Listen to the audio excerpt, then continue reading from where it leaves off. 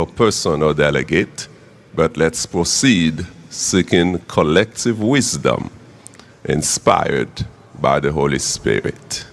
Thank you for your cooperation with that. So I now turn over to Elder Gerson. May I remind you that we have 29 items in the church manual agenda. We have only covered 4. So please help us to move forward with the agenda. Yes, sir, Elder. Thank you, Pastor Chair. Good morning, everyone. We are very excited for those items that are coming now, and I want to make sure we have a chance at least to present to you, because this took a long time for us to make it and have this opportunity. The first item that we have to present to you today is number 406 in your agenda. And maybe we use the agenda, the file of the agenda, the way the delegates have. That will be easier for us to follow because this is a new section. So if you look into in your agenda, item 406, the title says membership record. Thank you. That's better. So because it's a large item, if we have the agenda, it's easier for us to follow.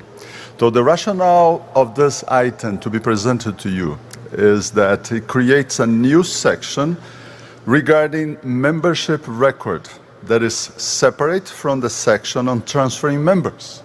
And you will see that a few paragraphs we are transferring, that's the recommendation, from the section called transferring members and brought to this new section titled membership record, and provides more detail on the need for constant redemptive membership review. As you all have heard numerous times, the church is moving forward. We're being somehow successful in reaching out to new people, baptizing on a yearly basis over 1 million people. But however, average half of those, in terms of quantity of those who enter the church, leave.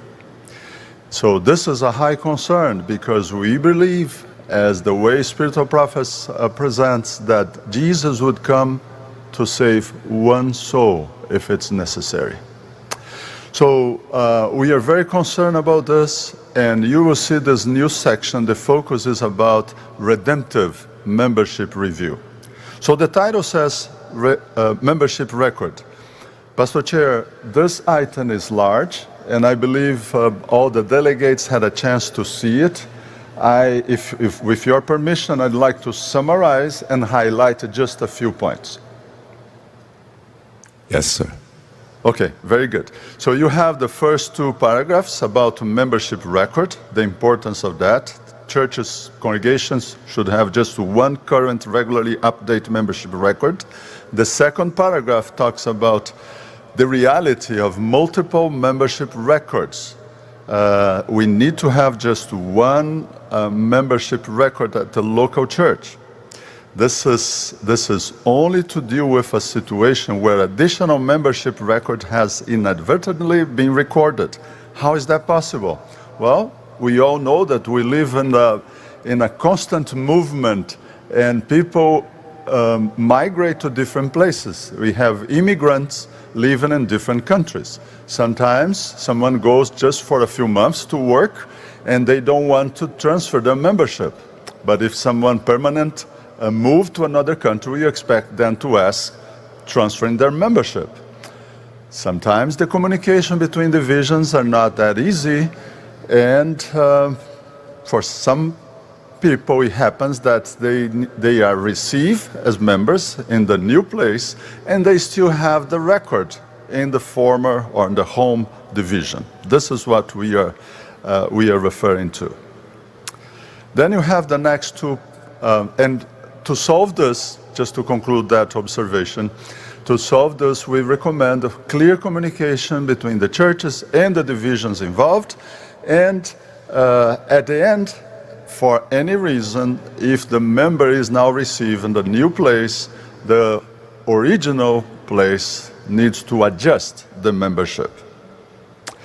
The next two paragraphs that start with membership in the conference church and the conference president, these two paragraphs, we are just moving or relocating from page 60 to this new section. So they are not new.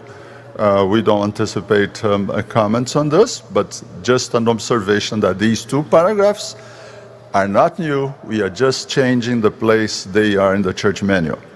Then you go to the next paragraph, and at the bottom of page 52, it starts with redemptive membership review, and we see a short introduction. Then the next paragraph, a healthy church develops a nurturing plan that equips every member to be involved in disciple making, using their talents and spiritual gifts. We've seen that the lost that we had in our churches primarily are among those who are newly baptized and younger people. So we are very concerned about this. So we, at the local church level, need to have a simple disciple-making process to prevent our young people and newly baptized to prevent that they will eventually leave the church. So then you have the next paragraph, redemptive membership review. How we do this? Well, the description of the recommending process is not here. Remember yesterday I mentioned to you, we deal with the body of the church manual, but we have specifics how to do redemptive membership review that we are recommending to include in the notes. And this was voted last year at the annual council. So we don't have here on this printed one, because this is the version 2022.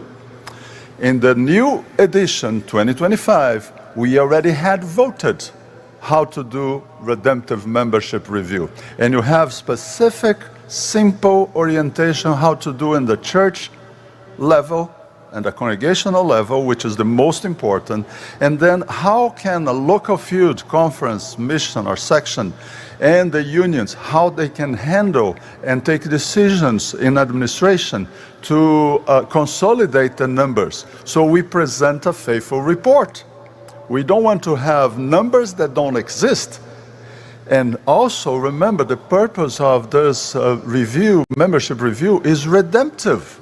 We want to make sure that we develop a disciple-making process, and we are accountable for each member that are under our responsibility and care. So then you have the explanation about the details about how to develop the redemptive membership review will be in the notes. It's not there yet, as I said, because it was voted recently at annual council. It doesn't make the floor because it will be included in the notes section, not in the main body. I hope this is clear. If not, I can repeat once again. But the idea is to give just general principles to be included in the church manual itself. So the next paragraph is starting with, in the Bible we find words. Again, this is another example. This paragraph is not new. It is coming from page 61 and relocate to the section regarding membership record. Next paragraph. In the unfortunate situation, the members may still be missing and every effort be made. And then we have something new at the end. The clerk should record in the membership record location unknown. This is to be consistent with the previous decision we took yesterday. And then we have resources, and like I mentioned before, the process of redemptive membership review will be on notes number 1, page, at least today will be the location, page 179. So it's not printed yet, because like I said, it will be printed in the new edition, 2025, and it was recommended and approved, was recommended by the Church Manual Committee, and was approved at the Annual Council. That's where the notes are final, and the explanations on changes to the church manual, as I said yesterday, that's the way it is. The notes made to the annual council, the executive committee, the general conference, and it's not part of the church manual itself. That's why we call that section notes, and will be at the end of this book. So, Pastor Chair, after this long explanation, I move we accept this recommendation. Thank you. It's been moved. Is there a second? Second. I can see several seconds. Okay, the chair recognizes Delegate Engros Ntahondi from East Central Tanzania Conference, ECD. That's on microphone number 8, please.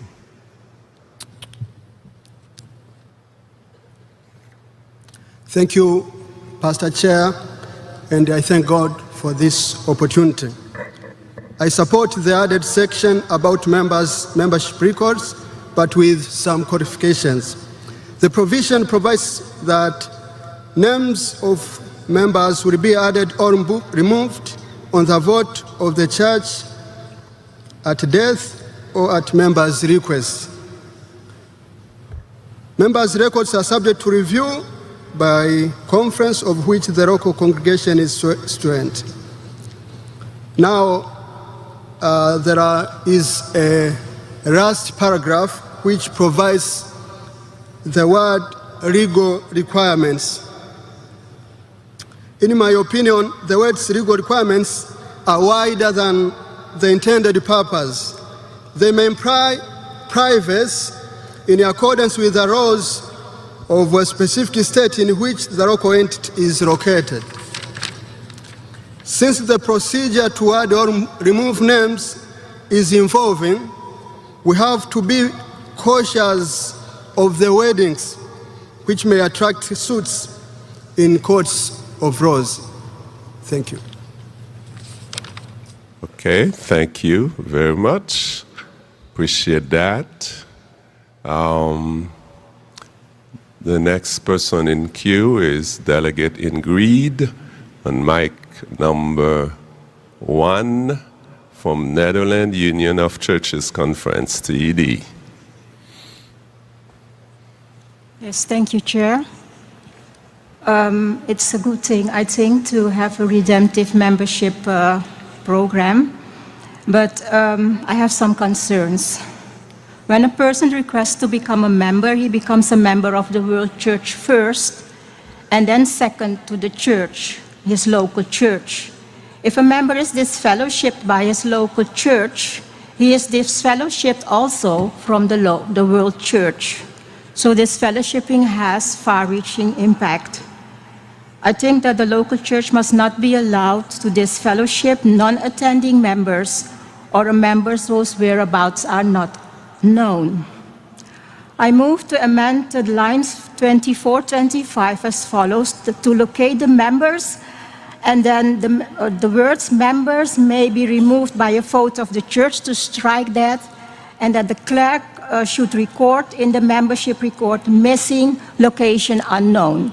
I think that can be a separate annotation that can also be of benefit to the GC archives. Thank you. I move. Okay, you heard the motion. Is there a second to that motion, the amendment?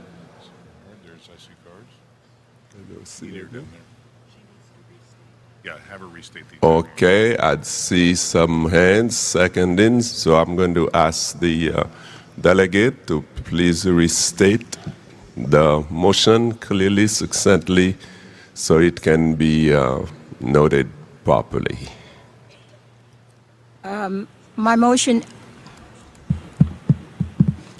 is to strike the words members may be removed by a vote of the church, and to have the sentence read, to locate the members, and the clerk should record in the membership records missing, location unknown.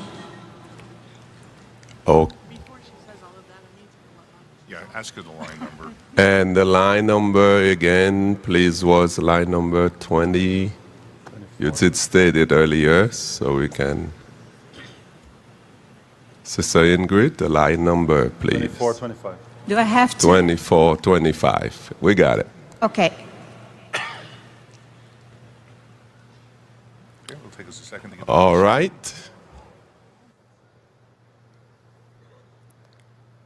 Going to get on the screen. It'll take us a couple of minutes. We just getting it. Secretariat is typing it here so we can get that on the screen so you can see exactly. And we'll have some music while waiting.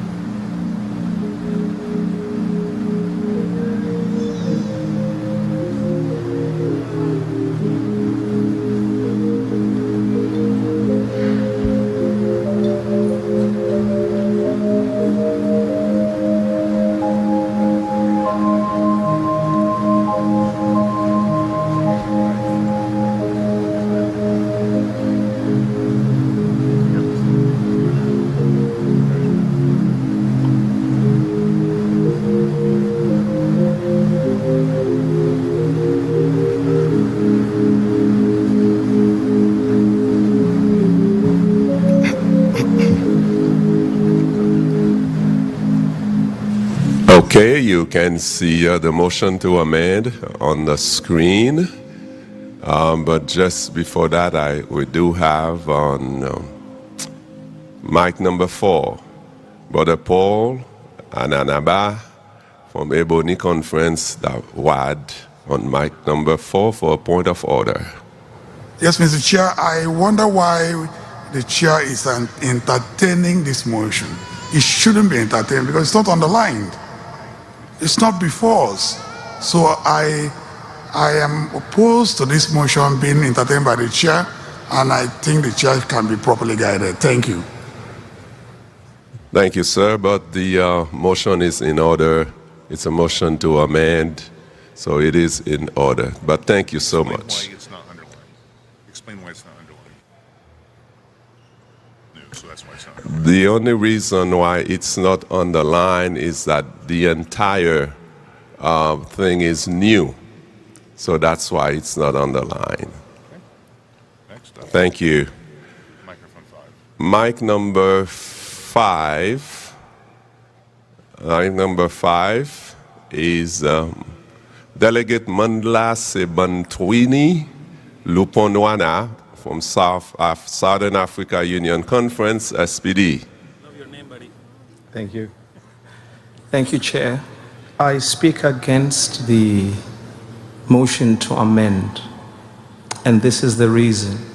The section that this line falls in deals with a situation where I am baptized in Ngangelizwe Seventh-day Adventist Church. And I subsequently moved to Bloemfontein and transfer my membership to Universitas Seventh-day Adventist Church. And it transpires later on that even though my membership was moved and accepted at Universitas, it still appears in the books of Ngangelizwe Church. And in that instance, you retain my membership in Universitas, which is my most recent church. And then Ngangelizwe, where my membership was, removes me from membership. And then in the records, it will be recorded as being transferred out. When we don't do this, we end up with people with multiple memberships, where their membership appears in different congregations. And it messes up our statistics, it messes up our records. It's a necessary thing to do when we try to correct a situation where one's membership appears on multiple records. So because of that, I speak against the motion to amend it. Thank you, Chair. Thank you.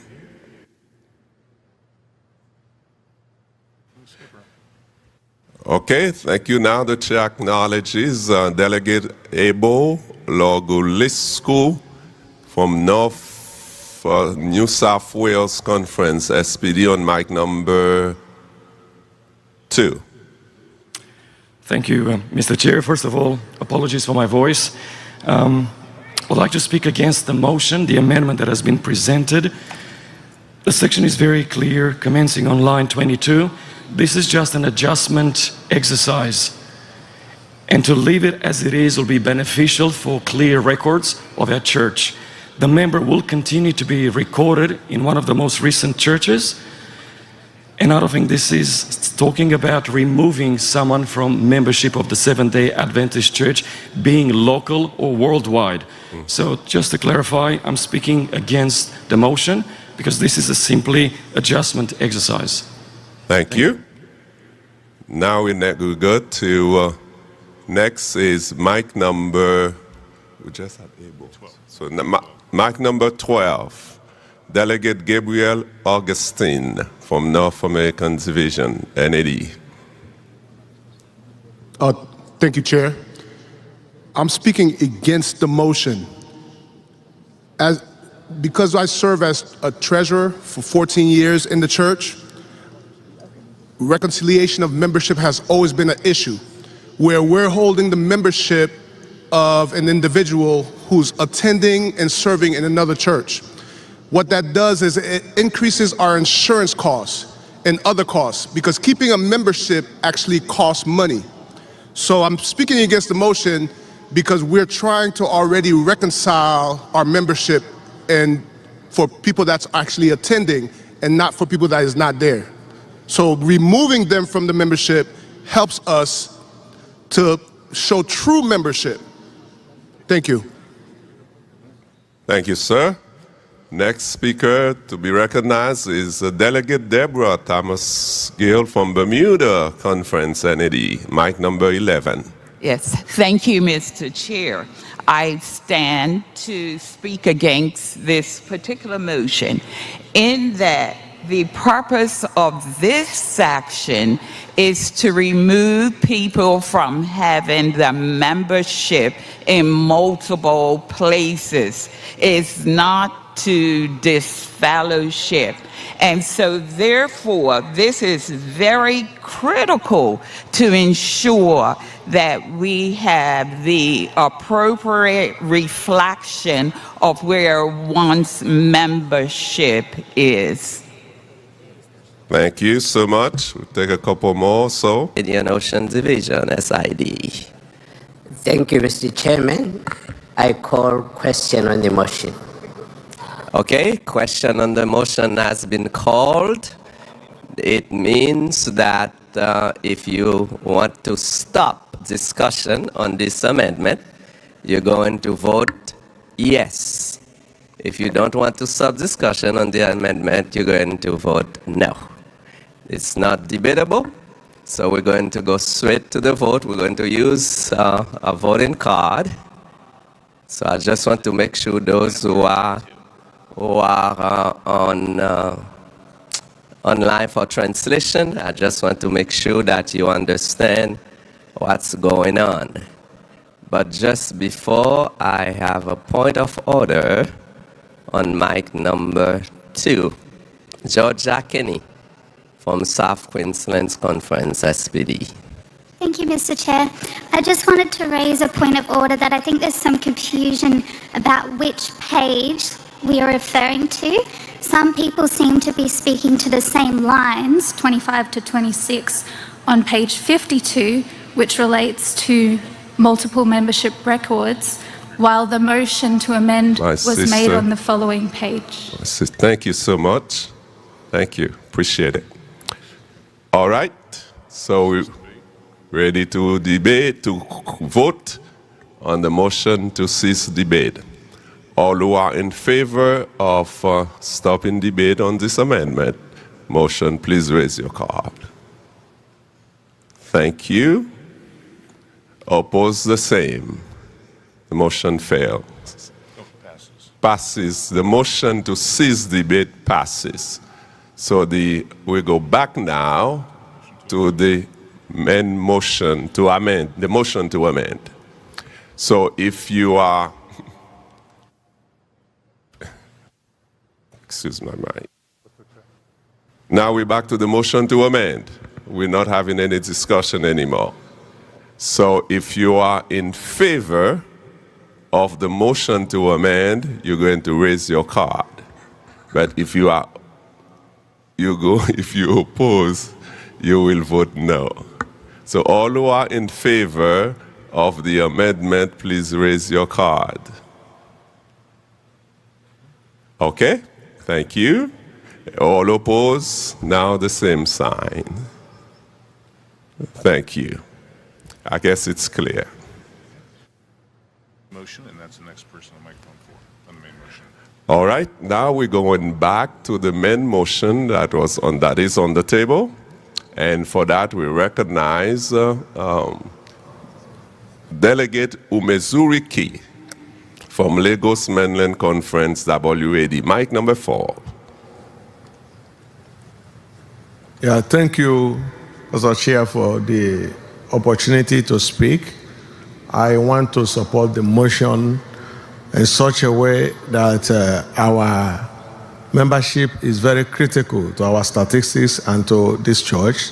I want to be sure that we do everything, this house do everything necessary to make sure that we don't have duplicity of membership. So in that case, I'm supporting this motion. Thank you. Thank you. Next is on mic number 2. Chair recognizes Leslie Bauer, South Pacific Division, SPD. Thank you, Pastor Chair. I actually speak to support the motion, but if you'll allow me, I just have a question for the Chair of the Church Manual Committee, really a point of clarification. I'm referring to lines 24, 25 and 26 on page 53 of the agenda. And I just note that there may be some confusion in respect of line 24, it refers to removal by a vote of the church, whereas line 26 then refers to the individual being designated as missing. I'm just seeking clarification from the chair whether we're proposing removal or designation as missing, and whether those are the same things. And before I end, I just want to acknowledge our very hard-working church clerks at local church level for all of the good work they do in this space. Thank you. Thank you. Thank you. Well, Pastor Gerson is the secretary of the Church Manual Committee, and he will respond to that. Pastor Chair, I'm not the chair of the Church Manual Committee. The chair is, and the co-chair, they're sitting right here. But I'll be willing to answer. This is very important. And the question raised is extremely relevant. So I'd like to call your attention again to page 53. And this is, just to clarify it, make sure we are on the same page, right? Page 53, lines 24, 25, 26. We are not discussing here about disfellowship in your church discipline. When you read the whole section, the purpose of this section is regarding membership review in a redemptive approach. I really don't like when I hear churches or committee, church boards meeting to clean the books, because I think this is a terrible expression. We should meet to take care of people. Of course, we don't want to give a false testimony in our reports when we state we have a certain number of members. But the most important issue at stake here is taking care of people. This is the most important thing we're talking about. Regarding membership review, we don't have all the process listed here. As I stated before, will be in the notes section of the church manual. But there are 5 categories of how to organize the church membership so we can provide an effective pastoral care. If we have a certain percentage of your local church membership active, what we do, we give a word of encouragement, we pray with them, and we try to engage them in ministry according to their gifts. If we have people that are not very active, we try to motivate them to be more active. If you have people like one of the speakers before mentioned that move to another place, the church clerk that has a so important work to do, part of their responsibility is to motivate members to ask their transfer if they move to another area, especially if it's permanently. But we have people in your own area, living in our community, that are not attending church, and some of them are still living according to our biblical principles or not, but they are part of the church, and we need to care for them. And we need to provide the kind of ministry that they deserve. That's our responsibility, because yes, we should care for each other. This is our responsibility. Unfortunately, we have seen hundreds of thousands in a yearly base leaving our ranks. What are you going to do about it? Well, that's why we are including this whole section in the church manual, to foster effective pastoral care. We are not talking about disfellowship or church disciplines here. That's not the purpose of this item. However, at the end of the section, and the lines referred to on page 53, lines 24 to 26, we are referring to this location unknown, when after all the work done by church members and church leaders to find out those missing members, to provide the care they need, but some were never being found. And some of them may be for years, because maybe not even nobody in the local congregation knows who they are. They left so many years ago. So to be consistent with the previous action, we are using this terminology, location unknown, to refer to those who nobody knows where they are, where they moved to. They are not in our community. So this is part of the process of the redemptive membership review. And instead of having hundreds, or in some cases, thousands of people that we don't know where they are, let's work closely to those who are still in our community and provide the effective pastoral care that we need, they deserve, and we have to provide to prevent them to leave totally our fellowship. So, Pastor Chair, this is a long answer to that question. Extremely important question, and I believe I express the spirit of the committee when we met and made this recommendation. Thank you, sir. Thank you for this explanation. We do have a report that's ready for you from the nominating committee. We're going to proceed with this item that's on the table, and after it's voted, then we will receive that report from the nominating committee. Now, next is mic number 6, Wodekaboka Kilaivwe from South African Indian Ocean Division. Mic number 6, please. Thank you, Pastor Chair. I'll call the previous question. Okay, the previous questions has been called. We all have been through that now and know what that means. It means to cease discussion on the items. So it's not debatable, so I'm going to ask you to please get your voting card. If you are in favor of stopping discussion on that item, you're going to vote yes. If you're not in favor, obviously you will vote no. We're taking a few seconds deliberately for those who are listening to translation so they can get it. So if you think we have discussed this enough and you want to stop discussion, please raise your card. Thank you. We can put them down. Oppose, the same sign. Okay, it's carried. So, Are we going to use Election Buddy for the no, we have to go back. Election Buddy or card? Okay, now we're going to vote on the motion that's on the table. If you are in favor, I'm going to invite you to raise your card, voting card, right now. Thank you very much. Oppose, the same sign. The motion carries. The chair is now inviting the chair of the nominating committee and his team to come and present the report of the nominating committee. As they come, we want to thank them for their hard work that they're doing on behalf of the church. That's good.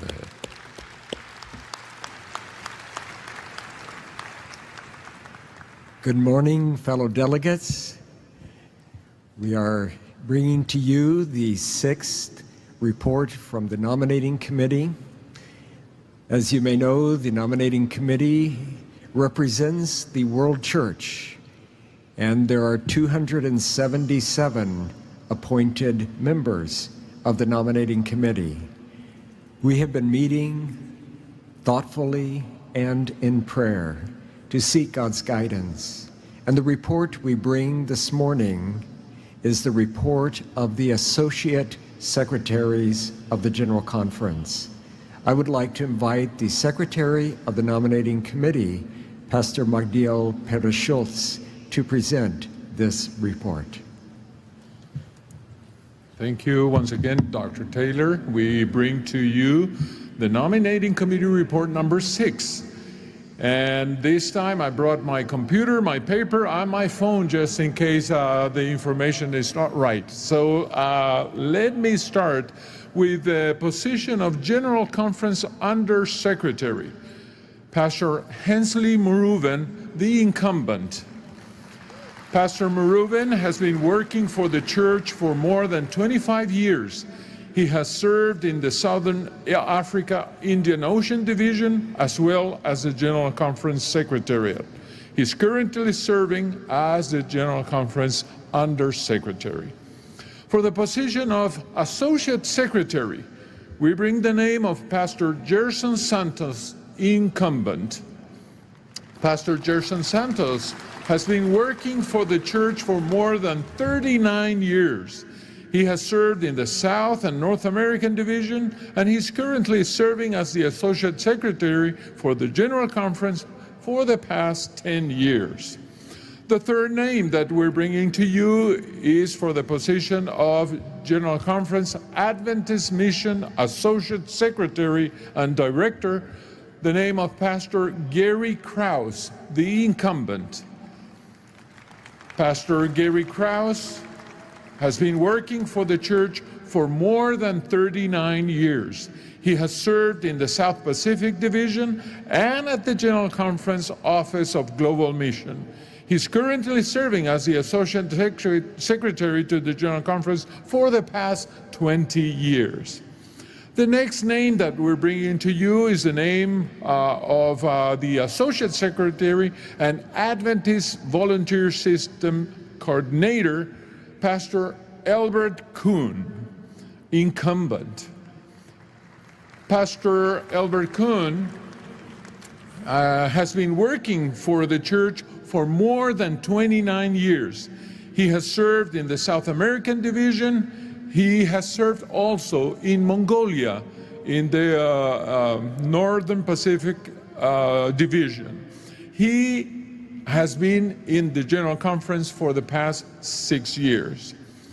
The next name we're bringing is the name of Associate Secretary for IPRS, International Personnel and Resources System, Mrs. Karen Porter, the incumbent.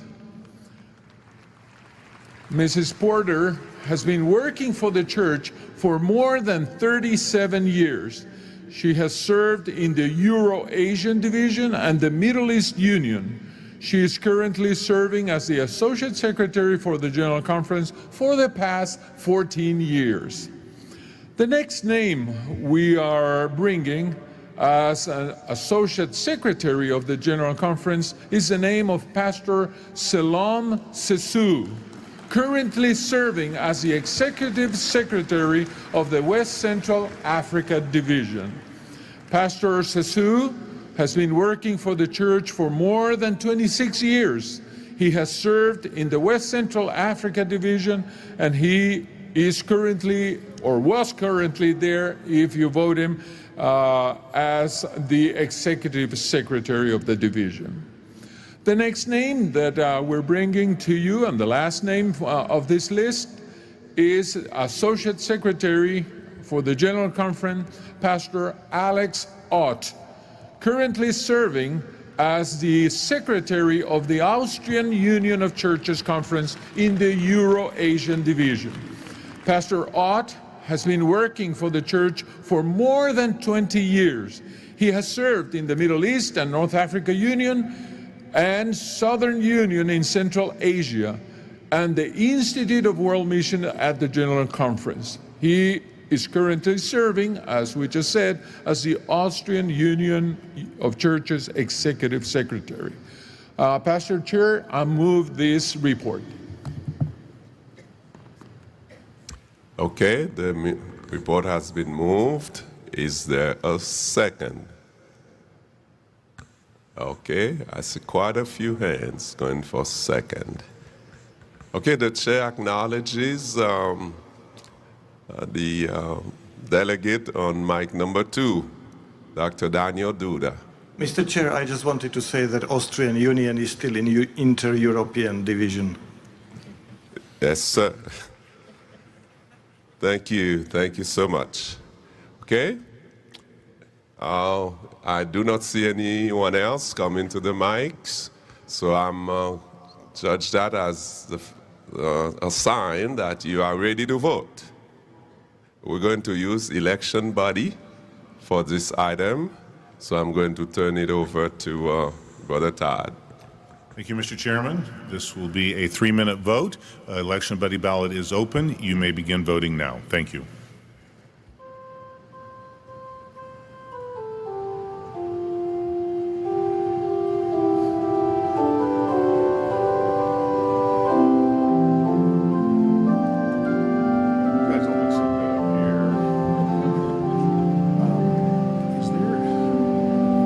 What's the protocol you've given Brown as far as pushing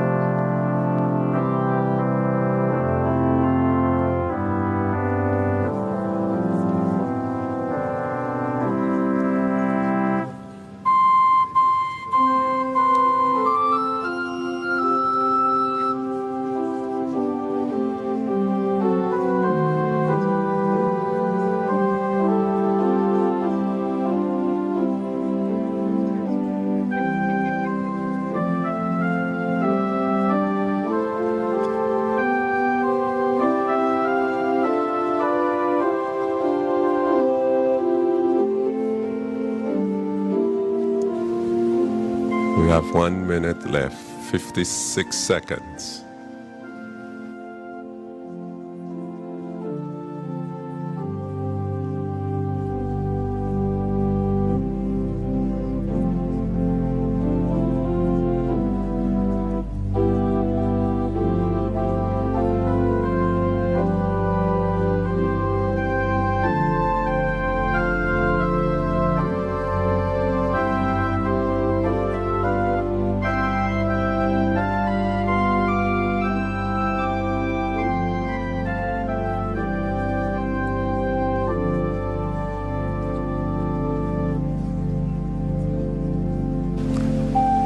In seconds.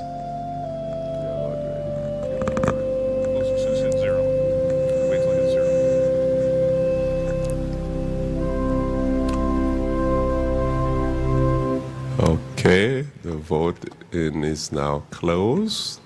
We'll wait for the result from Brother Todd. Okay, vote's closed. It'll be up a second. Okay, the result will be on the screen soon. There you have it. Say amen.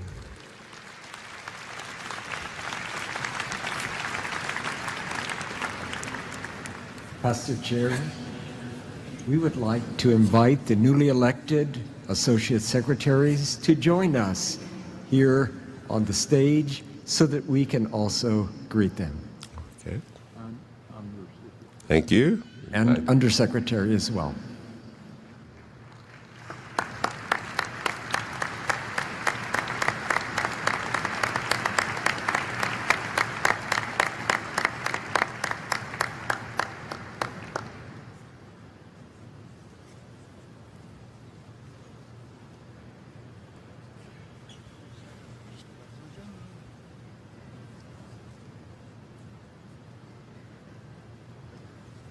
And they look good.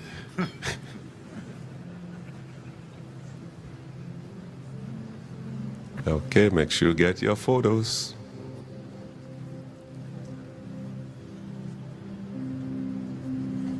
Thank you so much. Let's give them a hand, everybody.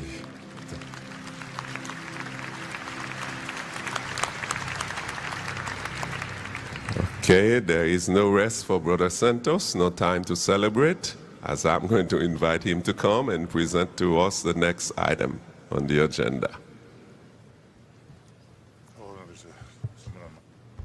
Thank you, Pastor Chair. Let's move to the next item. And just before you start, I have someone on mic number 2, Delegate Nicholas Rentanen, Trans-European Division, TED. Thank you, Mr. Chair. I would like to inquire if the login problems with the election body have been solved, and if they have, maybe we could shorten the voting time back to 2 minutes to save time. Thank you. I'll ask the parliamentarian to address that. If it is. So, shortening the time is something we did last session, and I think can be looked at this time. You, the delegates, are probably the best to tell if we've had login problems. We made a couple of changes, and we have not heard reports. So maybe, Mr. Chairman, we can try 2 minutes next time and see if that happens. We can tell up here how many have voted and what we expect. So, Mr. Chairman, if that's acceptable, I think that is something we could do. Thank you so much. We'll be watching it, and based on how we see, we may just do that. Thank you so much. Brother Santos.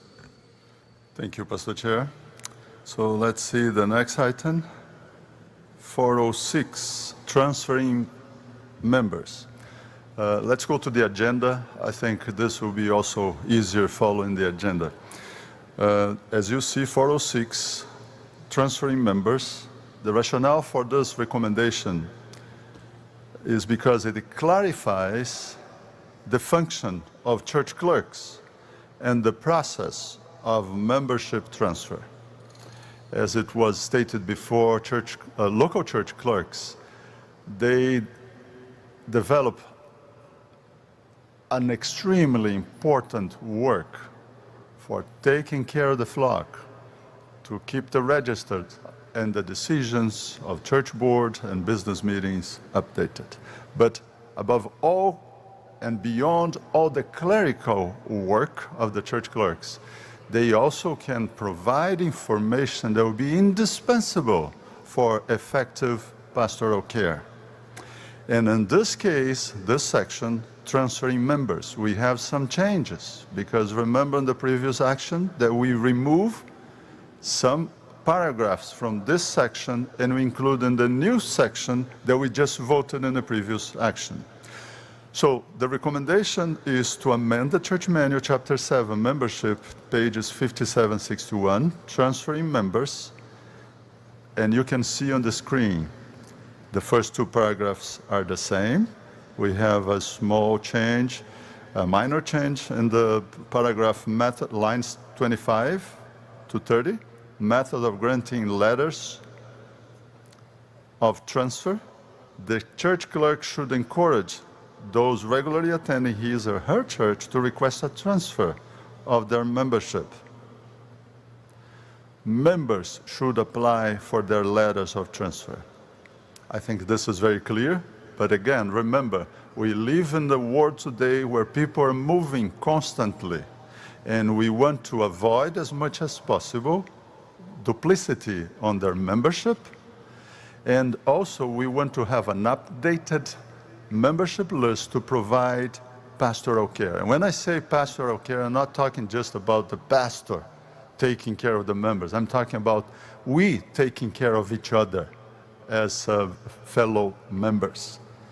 The next paragraph starts on line 32. When the clerk of the granting church receives the request, the clerk brings it to the pastor or elder, who is in turn presents to the board.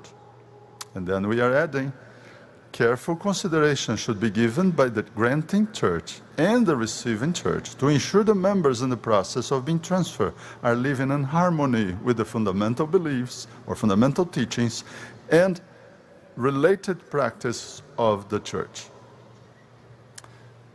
And following the next page, page 55, in the paragraph, letters granted only to those in regular standing. Letters of transfer are granted only to members in regular standing, never to a member under discipline.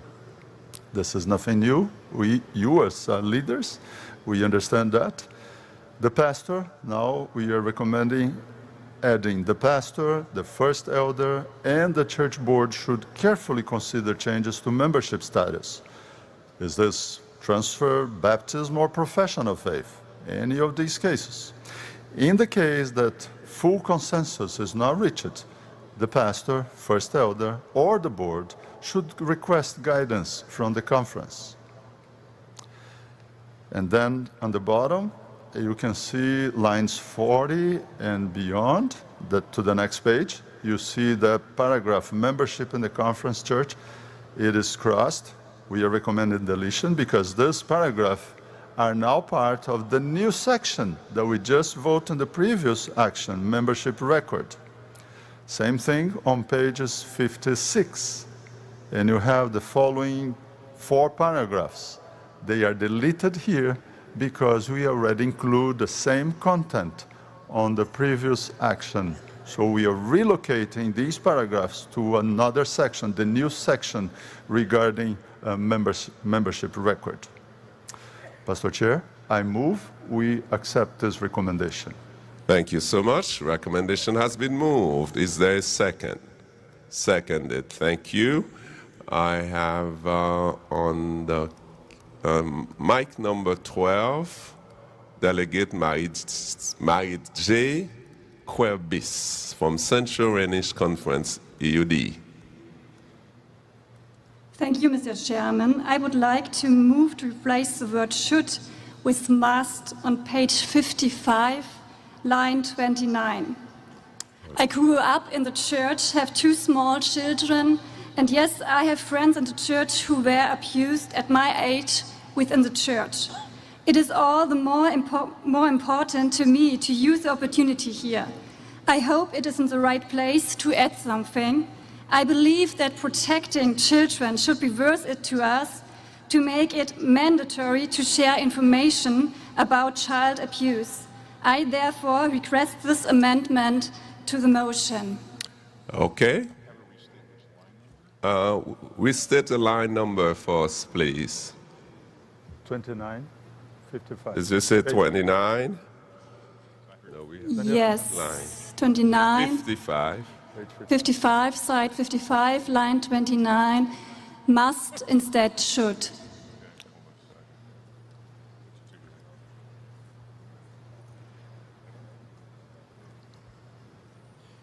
Yeah, I wanted to make sure because line 29 in page 55 is not underlined and therefore is not under consideration.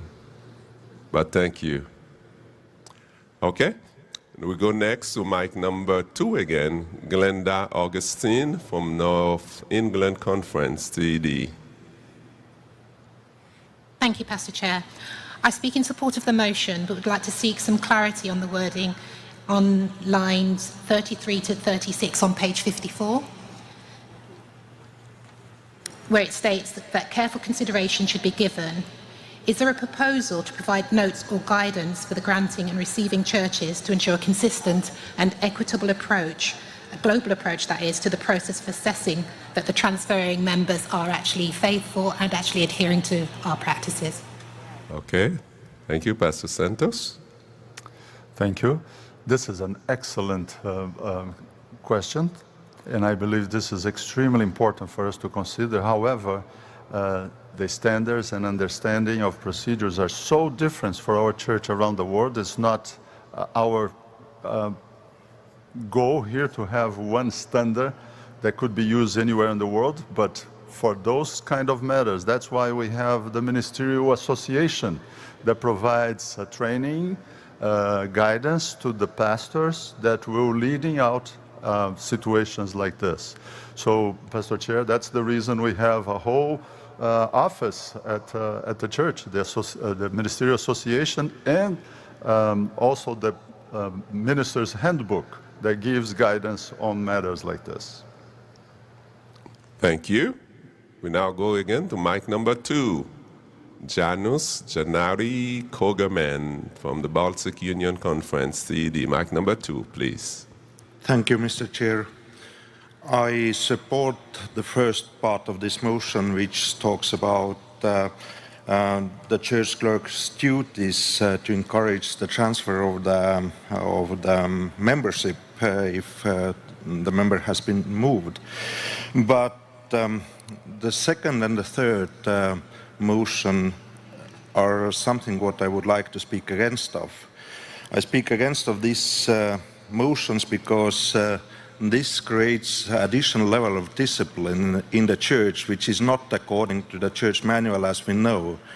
The church manual, page 69 at the moment, says that there shouldn't be any additional tests of membership, but adding the text in our agenda, page 54, lines 34 to 36, and the next page as well, are creating exactly these additional tests of membership, as we just heard from our Associate Secretary as well. This is something which will rely heavily on local understandings and won't help to provide pastoral care and support for those members who have actually moved to another areas already. And when the new church is not able to take care of them, then who is going to provide pastoral support if the membership is not moved? Therefore, I think that this item should be discussed in Church Manual Committee further. I wouldn't like to move to send it back to the committee now because I believe that there is more meaningful discussion, but I will leave that to your hands, Mr. Chair. Also, I would like to point out that on page 55, the bringing in the first elder as one of the additional bodies is something which is not in line with the church manual as it is, because the elders' work are divided according to the spiritual gifts and talents. Thank you, Mr. Chair. Thank you. Thank you so much. We have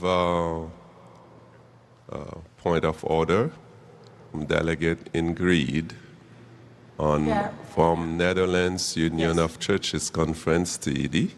Mic number 1, please. Chair, help me with this question, please. Is wanting to separate, to split the motion because it's about 2 pages. Is that a point of order? Or do I have to make a motion to separate the 2 pages, the 2 motions? Yes, ma'am. A separate motion will have to be made because that's not a point of order. Can I make that motion now then for both of the underlined passages, one on the first passage and one on the second one? No, we're not able to do that right now when you came in on the point of order queue. So that's possible later, but no, we're not able to do that now. Okay, then Thank you. Okay, next. The Santos? Sure. Thank you, Pastor Chair. I just want to make a brief comment regarding this matter. Well, 2 points were raised. The last one regarding including the elders as a part, along with the pastor and the church board.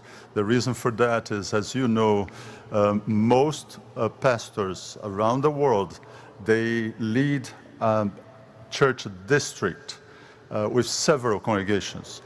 Not just one church. So it is indispensable that we have at least the first elder on board in accordance with the senior pastor or the district pastor. And the first point raised regarding the line, on page 54, the lines 32 to 36, the intention of the committee was not to present another level of discipline, church discipline. It's totally the opposite.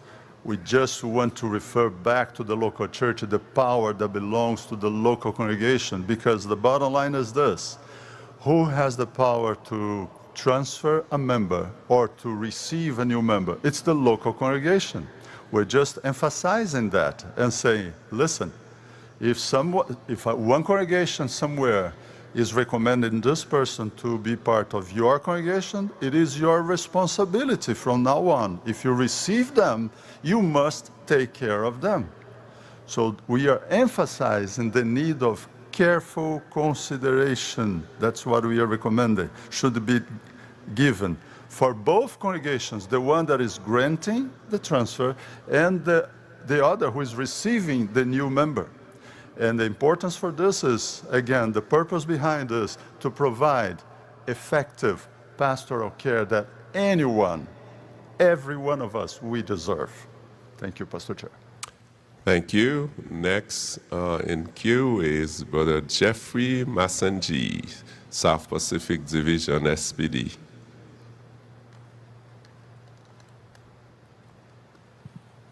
Hello. Thank you, Pastor Chair, and thank you, Elder Gerson, for the explanation. I also have an issue in line 33 to 36, page 54, with the additional paragraph for several reasons. Number one, in my opinion, that the proposed amendments has been covered by the next page, line 22, on the letters granted only to those in regular standing, because that is the consideration that only to members in regular standing. And there are certain things that they will be included in the letter if there is an issue with the members who are going to be transferred. I think it's the wording as it stands right now, that the members in the process of being transferred are living in harmony with the fundamental teachings and related practice of the church.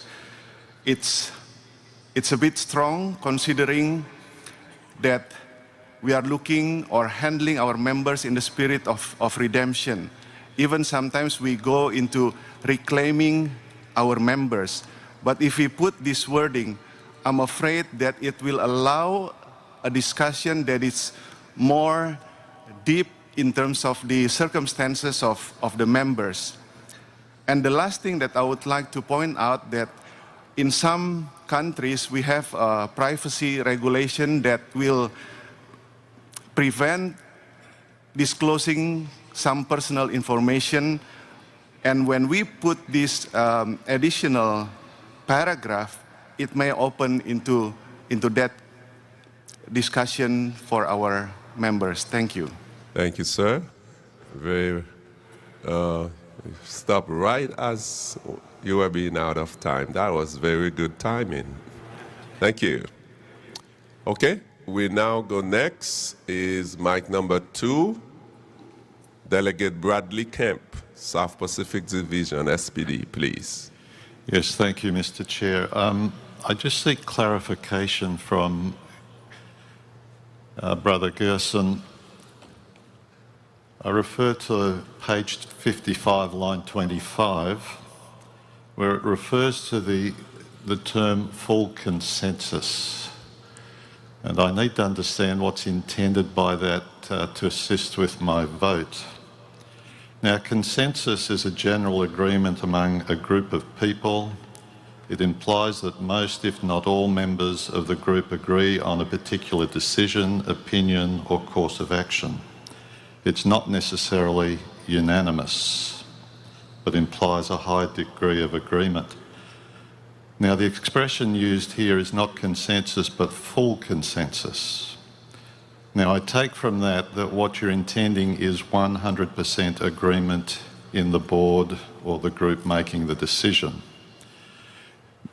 If that's the case, then the practical implication of that is if you have one person and one person only dissent, then you must go to the conference and get their advice.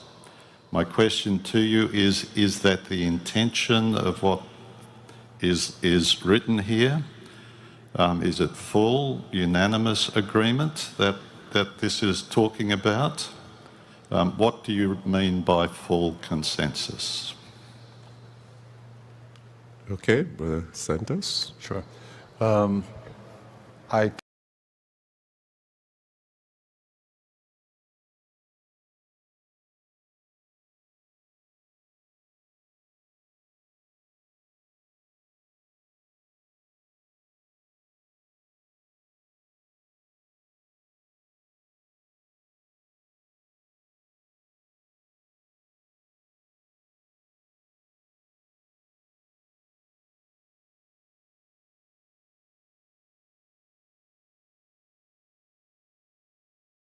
Express my understanding. We're talking about the 3 parties involved. Mr. Chair, just if I may respond, the wording you have there leaves it open for confusion. I think you need to have another think or look at this, and brains better than mine may need to look at the wording you have here, because I've read it and it really is quite confusing as to how it's going to be practiced. Thank you. Thank you so much. I'm sure he took note. Next speaker we have is on mic number 8, Brother Enrique Gutierrez Gonzalez from the Gulf Mexican Conference, IAD. Thank you, Mr. Chair. I'm going to talk in Spanish. Quisiera ver si alguien me pudiera asistir. Un momento, por favor, necesito un traductor. Somebody to translate, please, and we will set the clock at 3 minutes. Okay? Please proceed. Mic number 3, please. The translator is on mic number 3. Yes, okay. So proceed, Brother Enrique. Gracias. Estoy de acuerdo con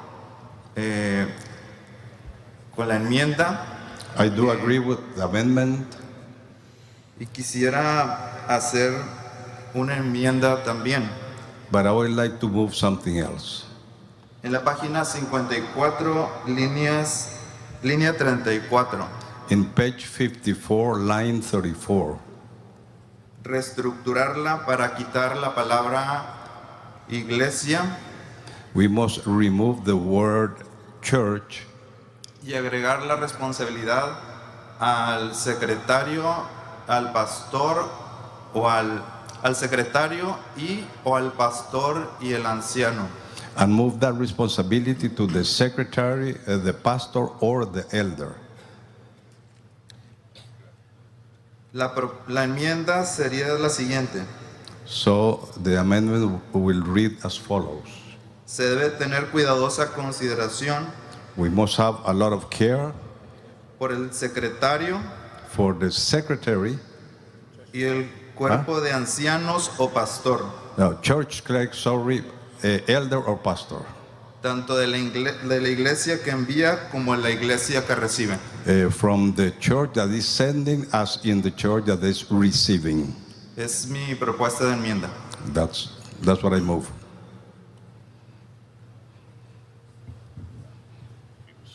Un momento, por favor. Could you ask him to communicate here with the first down in the front? Would like to get it in writing to facilitate. Hensley's down there. Okay. There is you see Brother Hensley there on the first wall. If you could. Yeah, was there a second? So we want to make sure we have the right wording of the amendment so we can properly represent it. So that is an amendment. Where is it? Brother Henrique? I don't know. Yes. Okay. We'll have some music meanwhile.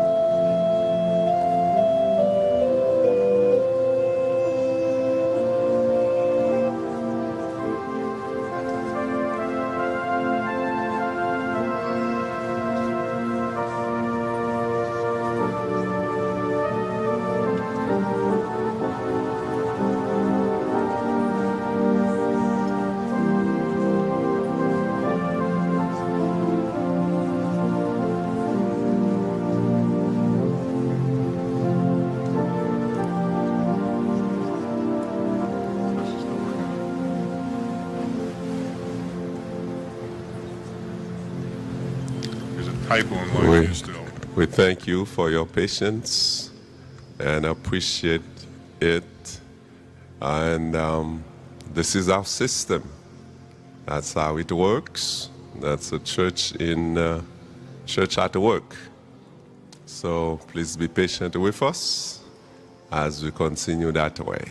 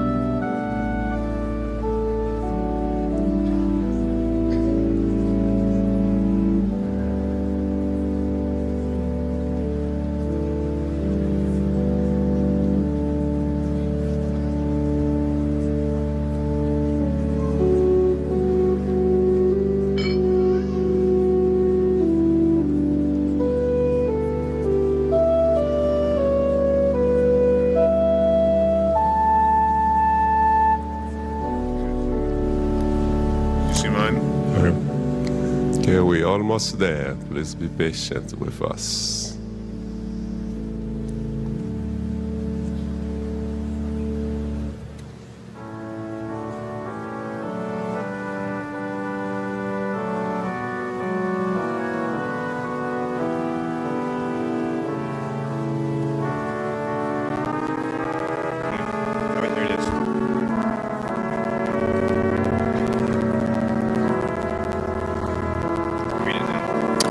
Okay, you do have on the screen the motion to amend. It was seconded.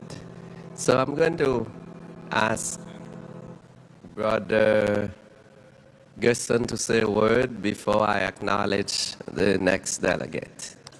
Thank you, Pastor Chair. Just a brief explanation. I believe the purpose of this paragraph has to be taken into consideration the context of the previous paragraph discussed previously. And I want to remind you of a few things. Number one, of course, there is nothing that is so good that cannot be improved. These are recommendations that can be changed a little bit, tweaked here and there, but this requires a very careful consideration. Number two, we are open for minor revisions, of course, and this body will decide if they want to proceed or not with the recommendations we are bringing.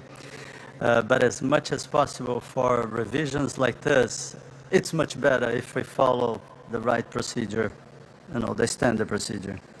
Remember, the intention of this paragraph is to emphasize that it is church responsibility. It is prerogative of the local church to receive and to transfer members. So that's the church responsibility. Previously, we just spoke about the function of the leaders, the pastor, the first elder, and the church board operate on behalf of the church to organize the agenda for the decisions to be made. But the bottom line is, at the end of the day, the body, the church overall, is responsible to receiving and transferring members. So if we change the wording here, it might not be in accord to the general context of the church manual. So we may have to revise other parts. That's my opinion. Okay. So remember, we are considering the amendment right now. So next, Chair recognizes Delegate Sherry Wendt, GC Delegate at Large. Mic number 10, please.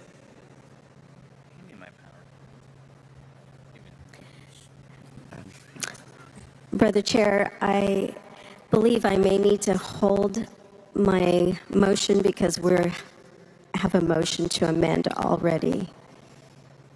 Thank you. All right, next is mic number 5, Brother David Daka from Southern African Indian Ocean Division. Thank you, Mr. Chair. I wish to speak on the main motion and not the amendment. Thank you. So next speaker on the amendment is mic number 2, Nicholas Ratanen, Trans-European Division. Thank you, Mr. Chair. I speak against the motion. I think this is an example of why we don't do big edits on the floor. If you just read the text, it starts by listing clerk, church pastor, or first elder of the granting church, but then it goes on clerk, pastor, and first elder of the receiving church. I don't think it's intentional, and yeah, just to prove the point, we should consider this in the Church Manual Committee, but not accept it here as a motion. Thank you. Thank you. Next is mic number 7, Magirilo Mwakalonje, Northern Tanzania Union Conference, ECD. Mic number 7, please. Thank you, Chairman. I also speak against the amendment to the motion.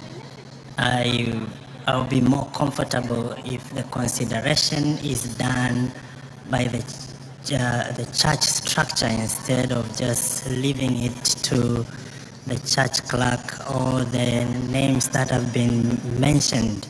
And I agree with the previous speaker. I think it's very dangerous to do this kind of adjustments here on the floor. We can easily do some mistakes like the one I've just mentioned. So I speak against the amendment, Chair. Thank you, sir. Appreciate it. Mic number 12. The chair acknowledges John Chris from Illinois Conference, NADE.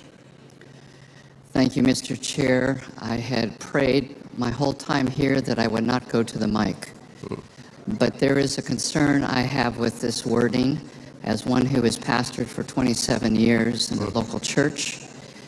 When you take a literal reading of this amendment, to read that the fundamental teachings and related practices of the church are now a point of membership, we have expanded membership way beyond what we have already agreed upon as a world church.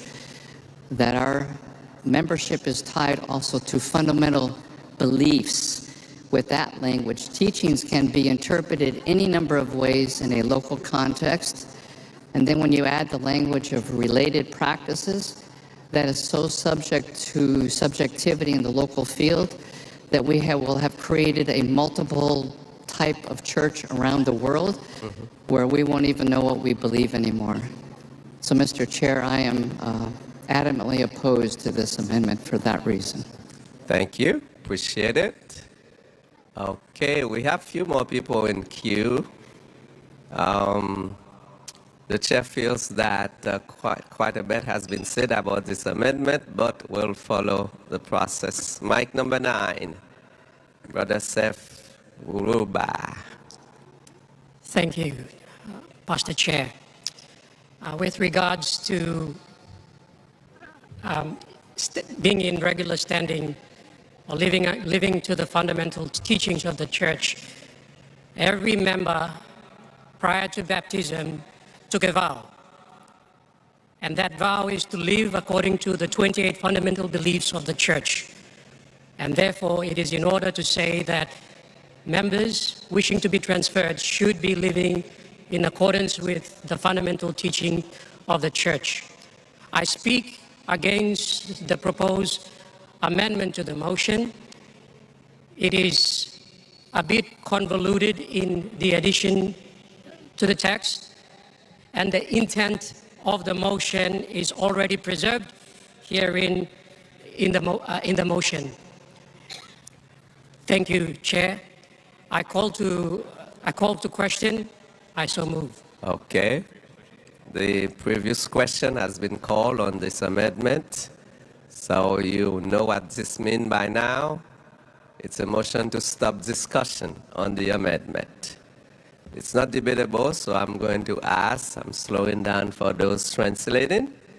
If you are in favor of stopping debate, it means you want to, you feel that we have talked enough about this amendment, so, and we want to move on.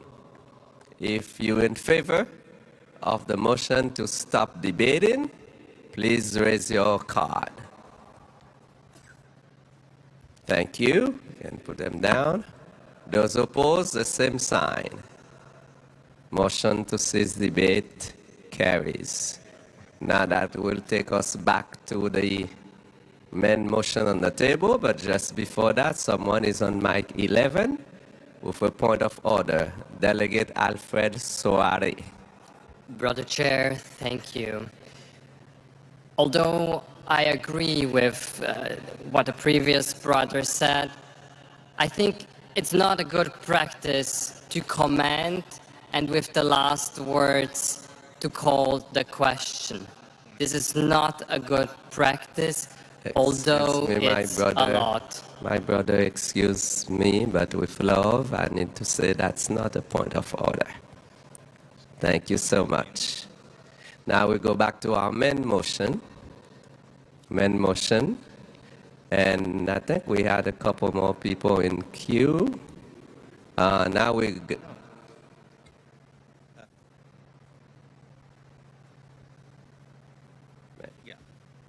Okay, so now we voted to stop discussion. So now we're going to vote on the amendment itself that we stopped discussing. So that's what we're back to now. So if you are in favor of the amendment itself, you're going to vote yes. But if you are not in favor of the amendment that we just stopped discussing, you're going to vote no. We want the amendment now. We want to make sure everyone is clear. The vote is on the amendment that Brother Enrique, I believe was the name, made. Okay?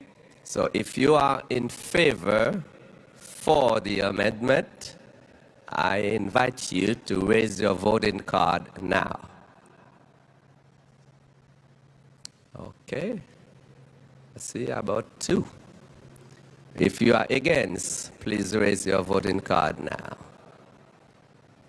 Thank you. The motion fails, the amendment. Okay, so now we are back to the main motion that was presented, and the next speaker in queue for that was Delegate Norbert Zenz from the Inter-European Division, EUD. Mic number 12, please. Thank you, Brother Chair. My comment will refer to page 55 and the lines 23 to 26. Brother Chair, I believe, while I understand the intent of this change, I believe it can be misunderstood also. When now, I think generally issues of membership, transfer, or baptism is an issue of the local church.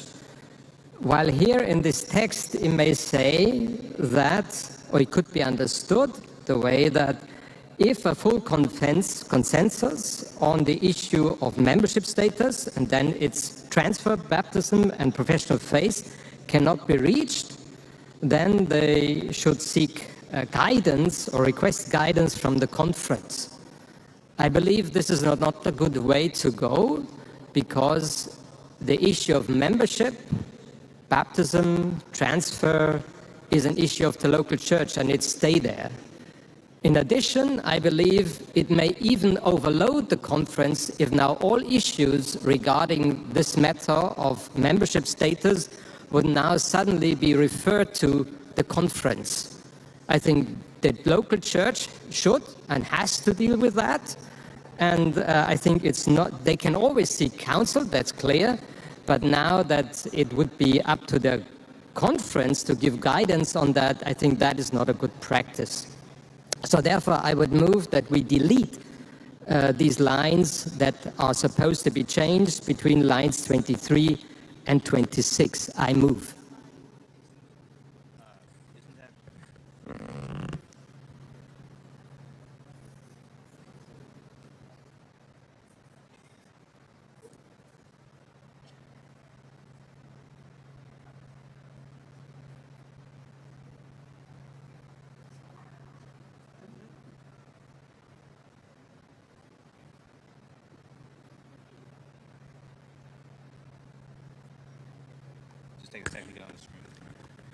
I was making sure that's germane. Okay, so that was a motion to actually amend. Is there a second? Okay, I see two of your hands. Okay, so we're going to go on the new queue now. Is there any comment on this new motion to amend? We will put it in the screen for you as soon as possible. So now, just Mr. Chairman, if I can, right now scanning is disabled. If you wish to speak, just stand there. That's because we've got to save the old queue and then load the new one. That takes a couple seconds. So if you're at the microphone or if you're wanting to scan in on the amendment, the new amendment, just wait until the queue station allows you to scan in, and we'll just have to take care of this issue. Thank you, Mr. Chairman. Thank you. Okay, if you want to speak to this new amendment, you can scan in now. We're not asking you or forcing you to. That's if you want to. Mic number 10. Mic number 10, please. Sherry Wynn from GC Delegate at Large. Brother Chair, I vote in favor of this amendment, as I was going to make the same motion. I believe that this sentence being removed can leave the authority of voting at the local church. Thank you. Next is mic number 9, Delegate Clinton Whalen, GC. Thank you, Brother Chairman. I think the main confusion is the second sentence of this paragraph that's in question. And so I would move a division of this amendment so that we could vote on these two sentences separately. By rules. The reason Sorry, is go that ahead, sir. the reason is that the first sentence I agree with, but the second sentence is really, I think, the main source of confusion, and that could be deleted.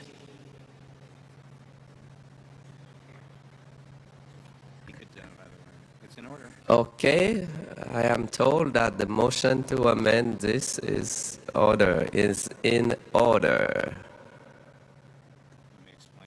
Yes, I'm going to ask Brother Todd to explain this a little bit. So, Mr. Chairman, this is a motion to amend the amendment.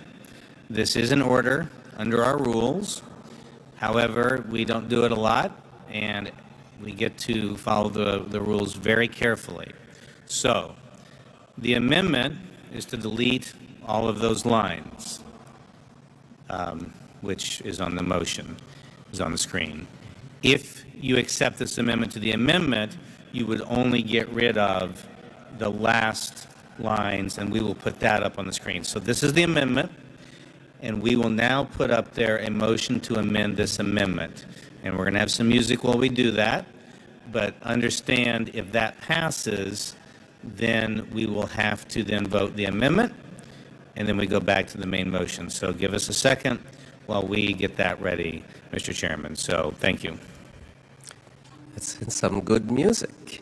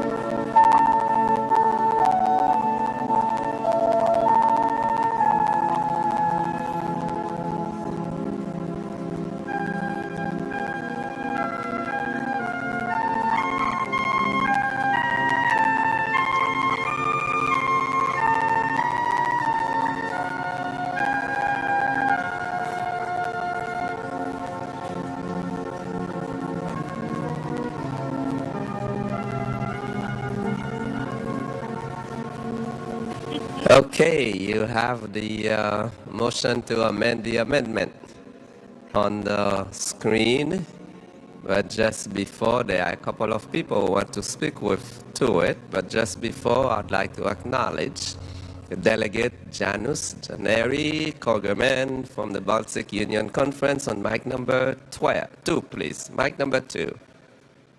Yes, Mr. Chair, I do have a point of order regarding the procedure based on our rules of order, page 14, which talks about the amendment to amendment and the way out of it. We have heard already quite a lot of things about what should be amended or what should be discussed, and I would quote from our rules of order. At a general conference session or any other meeting where time allows, a motion to amend may be referred to a standing committee for consideration if that committee will meet before the meeting adjourns. And this is exactly the case where we are. And based on the discussion what we already have, I believe that this would be a good call for you to make, to refer it back to the committee without trying to amend amendments on the floor before going to the main motion. Thank you. I hate to say it, but my brother, that's not really a point of order. Thank you so much. Okay, now we have people, delegates addressing the amendment to the amendment, as you have it on the screen. So the chair recognizes Luis Otavio Martins Piazzi on mic number 4, please.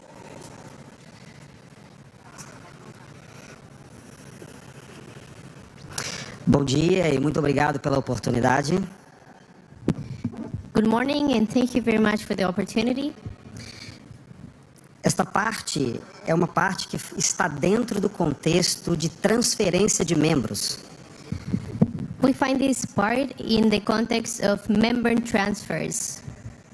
E aqui é mencionado que o cuidado deve acontecer quando se menciona mudança de status de membros.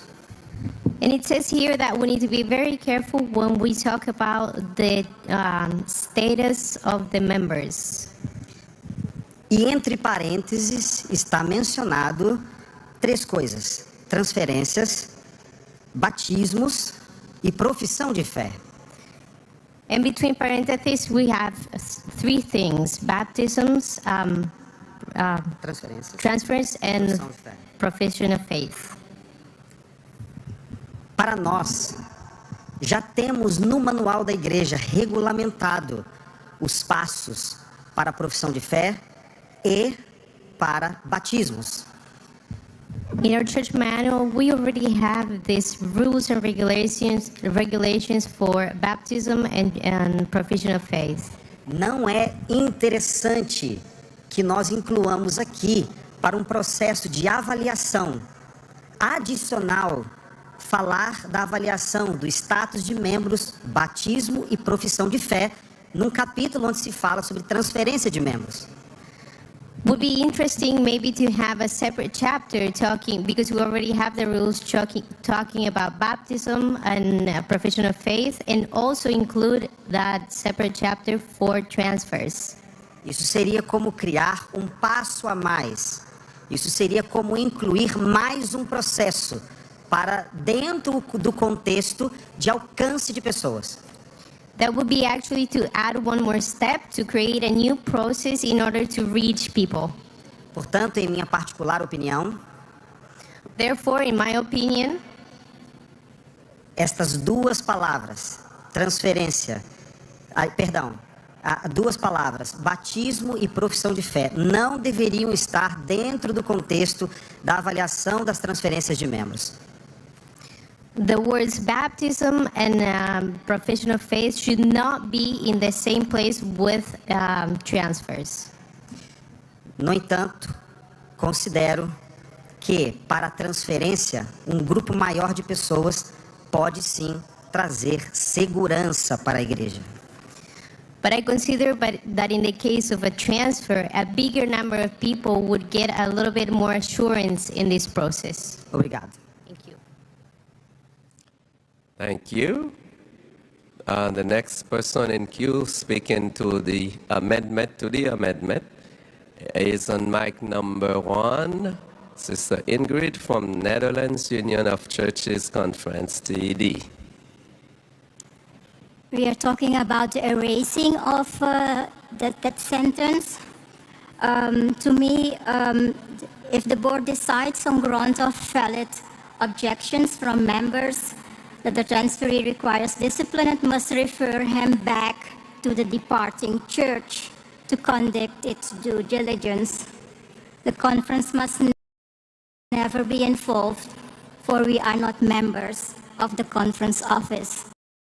I support this erasement of those sentence words. Thank you. Thank you so much.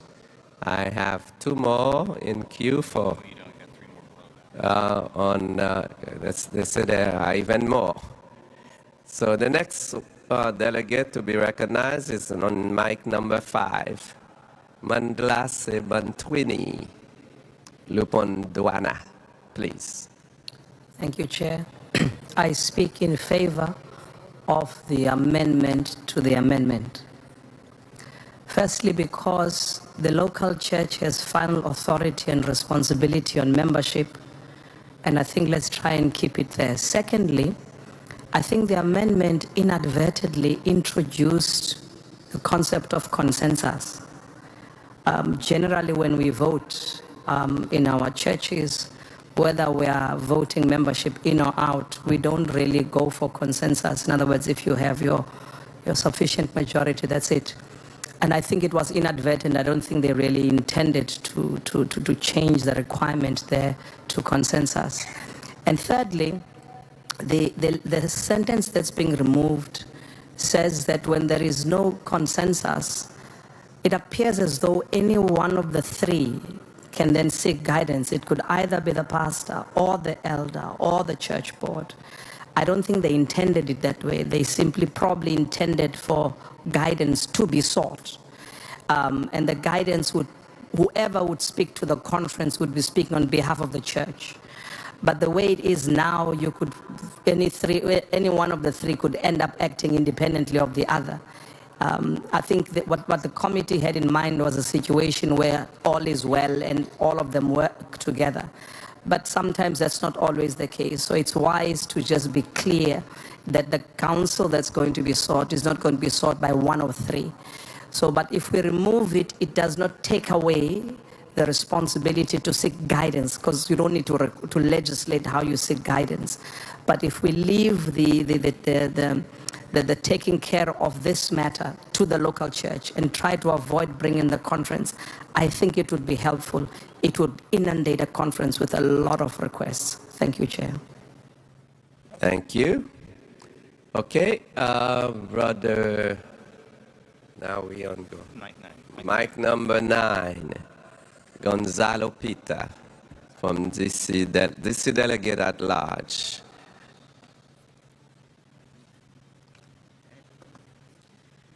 Thank you, Mr. Chair. I resonate with the comments of the previous brother. My understanding of the second line was that if the consent, I mean, it was a help. If there is no guidance, it's not the same as delegating the decision to the conference. It's basically due diligence. The decision remains at the church. And so this could potentially help and avoid conflict at the local church. But I resonate with the previous brother that this could inundate the conference with a lot of questions. Thank you. Thank you. I have a point of order on mic number 4. Brother Daniel Wesley Rodriguez. Mic number 4. Thank you, Mr. Chairman. I would like to call previous question. I move. Thank you, but it's not a point of order that you cannot do that under this cover. Thank you, sir. Okay, next in the line is Brother Paul Ananaba. Mic number 4, please, from Ebony Conference, WAD. Mr. Chair, I reaffirm that issues bordering on this amendment are local church issues that should remain at the local churches. And I support that an amendment should be made to remove the concept of consensus. The concept of consensus will continue to cause more problems at the local church levels. For those of us who are local church elders and first elders, we understand many times there will be battles between the church pastor and the first elder as to some of these issues. So if we leave it, if we delete and then return to that the pastor, the first elder and church pastor should carefully consider changes, it breeds teamwork. So nobody will say, well, if I object, it's as if you are bringing veto into it. I say, I wouldn't agree, and everybody, good argument goes away. So I support this amendment, and I also say that we should be mindful of going towards the conference every time, because the conference may be very far away. In some conferences, it covers a whole country, and everybody pushes towards the conference and overload them. I support this motion, and I urge delegates to support it. Thank you. Thank you, sir. Next delegate in queue is acknowledged by the chair at mic number 3, Delegate Joe Pascuas Dusan. Mic number 3, please. That's not my name. I am Teddy Yeruba. Okay, and that's further down. That's coming up then. That's mic number 9. Okay, it's mic number 9. Okay, please proceed. Thank you, Mr. Chairman. I am considering the motion to amend the amendment. Where it is written, the pastor, the first elder, and the church board should carefully consider changes to membership status, transfer, baptism, and profession of faith. I consider to suggest that it should be read this: the pastor, the first elder, and the church board should suggest to the local church to consider the changes to membership, because the changes to membership is a status to the local church and not for pastor, elders, or church board. Thank you. Thank you so much. Next, we go to mic number 8 from East Central African Division, Sarafina Sikwata. Mic number, yes, go ahead, please. Thank you, Pastor Chair. I'm a little bit confused, though I'll give my contribution, because I was supporting the amendment that we get rid of the whole statement. And the amendment to the amendment is suggesting we keep the first part, which is in contradiction with the first motion that we passed, where we were to use the church, like the granting church and the receiving church, instead of mentioning the officers. So when we still maintain in this second paragraph, that is line 23, the individuals, and mention the pastor, the first elder, and the church board, it contradicts with the spirit that we had used on page 54, line 33. Careful consideration should be given by the granting church and the receiving church. I therefore oppose this amendment. Thank you. Thank you so much. Okay, we have quite a few speakers still in queue for the amendment to the amendment. So the chair is appealing to you if your position has already been stated. You are not obligated to restate it. Amen? So we now go to mic number 11.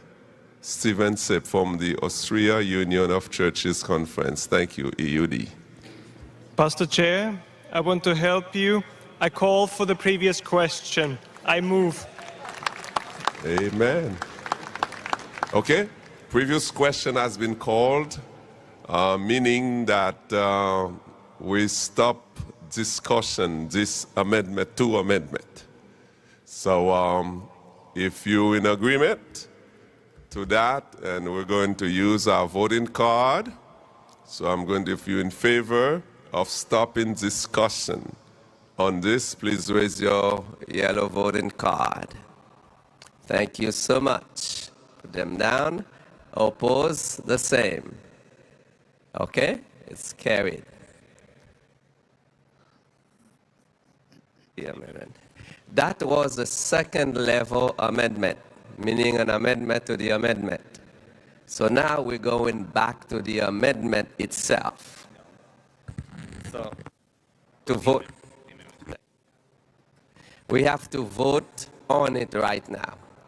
Vote on the, so we just voted to stop discussion on the amendment to the amendment. So now we're not discussing anymore, so we're going back to the amendment to vote it.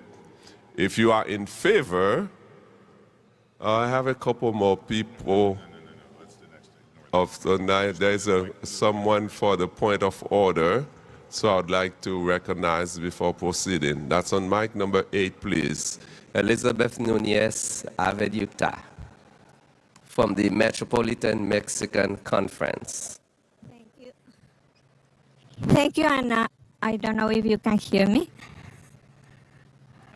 Mic number 8. Yes, please. Okay. I just want to say it very humbly and very respectfully. But you mentioned that we have an agenda of around 29 points. And I am a little bit stressed and concerned that we are taking too long in 2 or 3 points. And by the end of the week, we are going to be very pressed with following up and ending the agenda. I don't know if this is a motion of order, but I am concerned with the timing we are taking.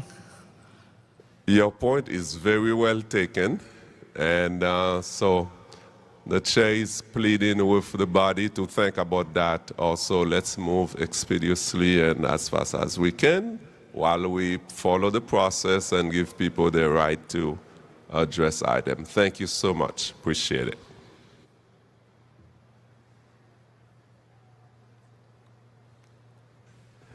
Okay? But I appreciate that, my sister. Now we're going back to vote on the amendment to the amendment. Okay? So if you are in favor, again, we're voting on the amendment to the amendment, the second level. Okay? So if you are in favor of the amendment to the amendment as seen, I'm going to invite you to raise your yellow card. All right, thank you. If you oppose, the same sign, raise your yellow card.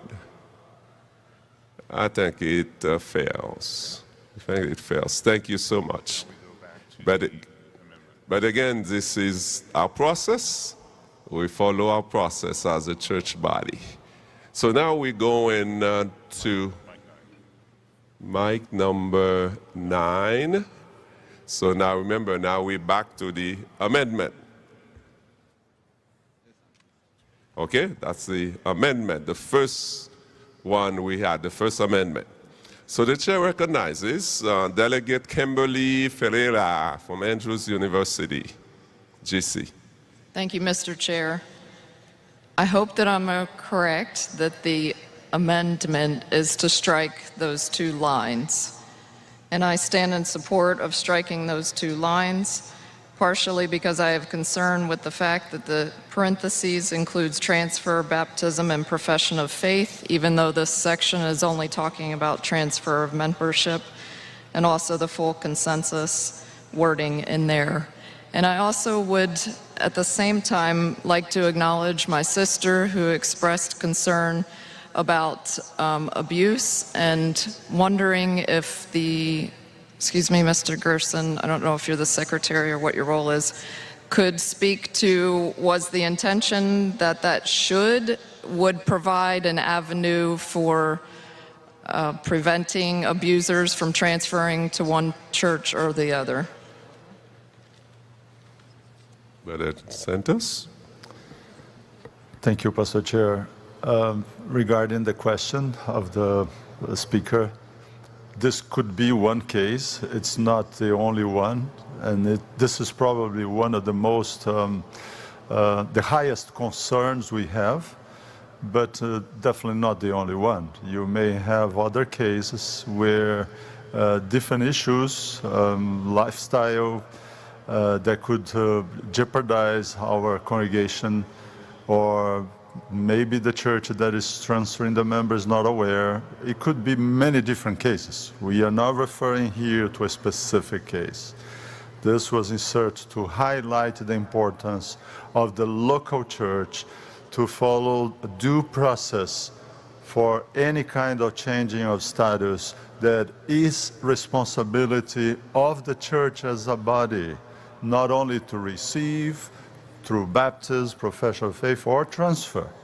Even though it's in the section listed as transfer membership, but we are very concerned, and this is the reason this paragraph was placed there, to highlight the importance of the local church being responsible and following a due process to the best of their knowledge, and being very careful as they transfer or receive new members. Thank you. Okay, we have, let's say 2, 5. Now we go into mic number 5. Mandlase Bantwini from South African Union Conference, Southern African Union Conference, SID. Chair, I call previous question. Okay, previous question has been called. You're used to that term by now.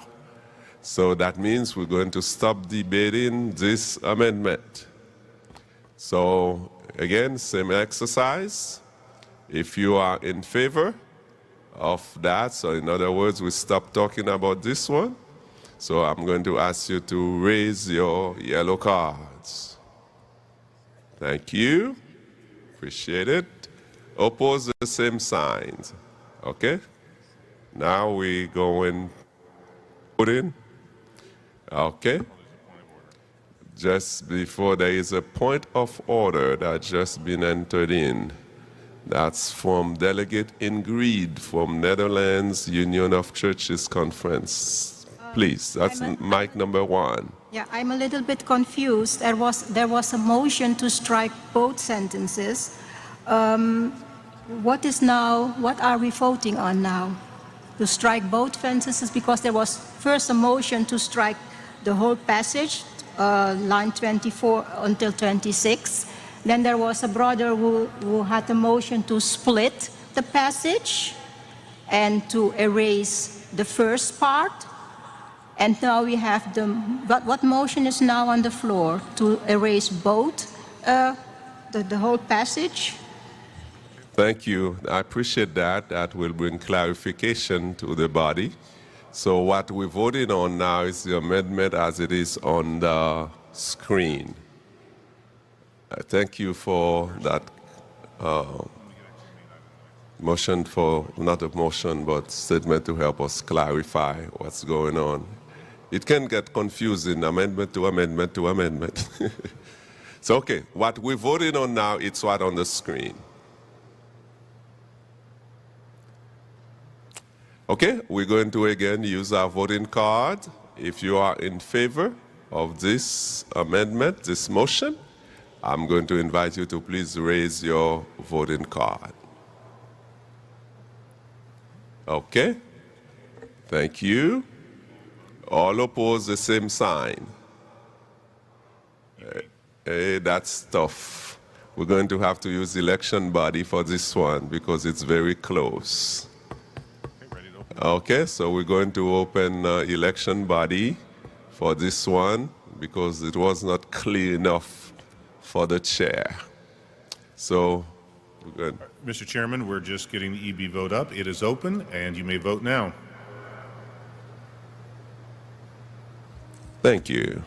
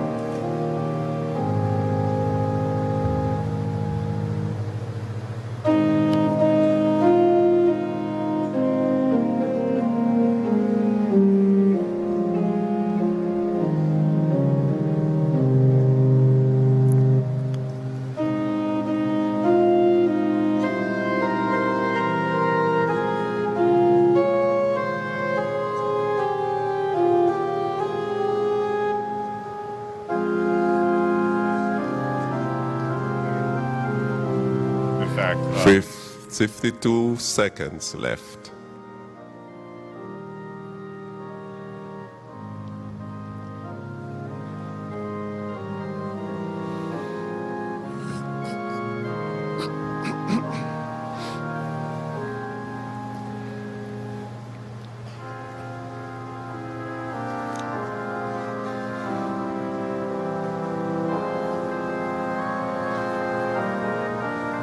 Twenty-three seconds.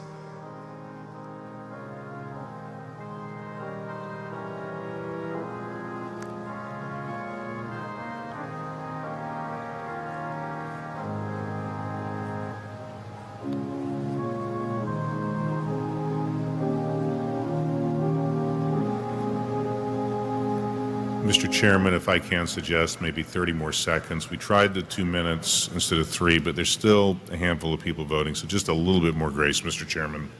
Yes, sir.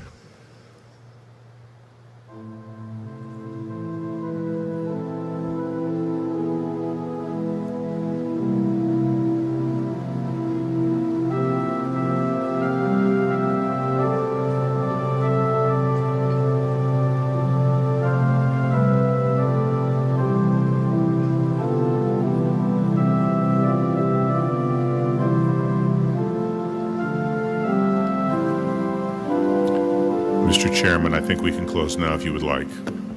Yes, please. All right, Mr. Chairman, the ballot is closed. We'll have the results here momentarily.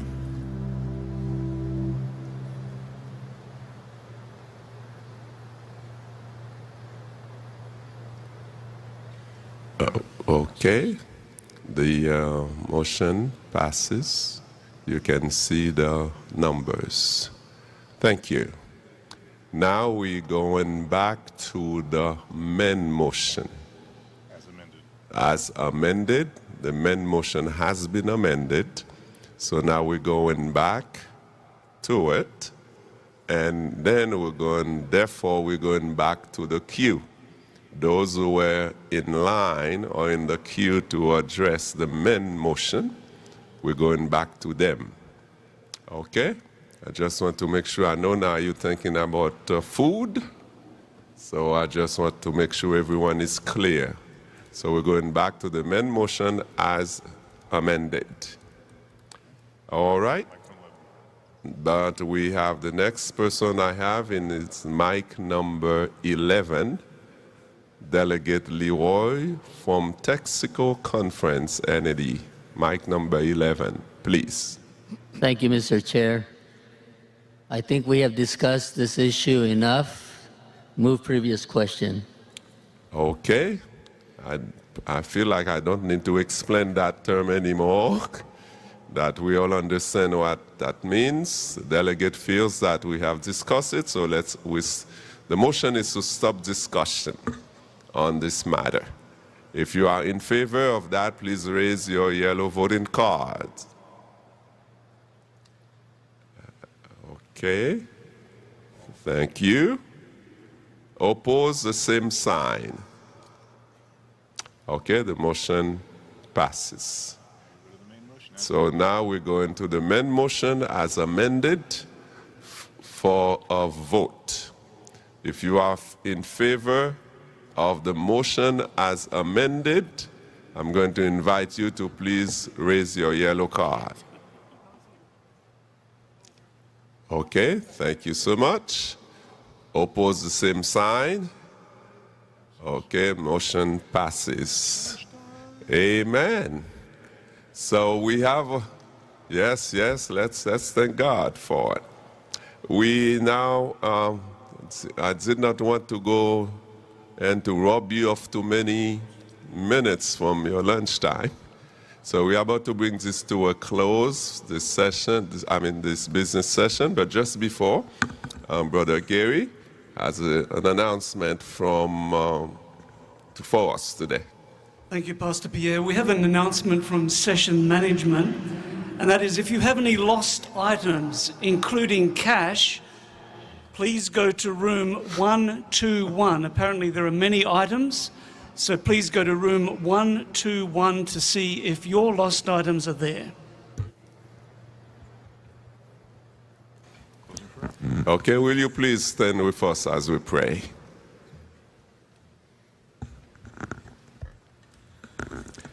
Lord, we thank you for having this morning, and as we go to the rest of the day and the rest of the session, we pray that your Spirit will continue to be with us, to guide the proceedings, so that everything that is done and said will be for the glory of your name and for the good of your church. In Jesus' name I pray. Amen.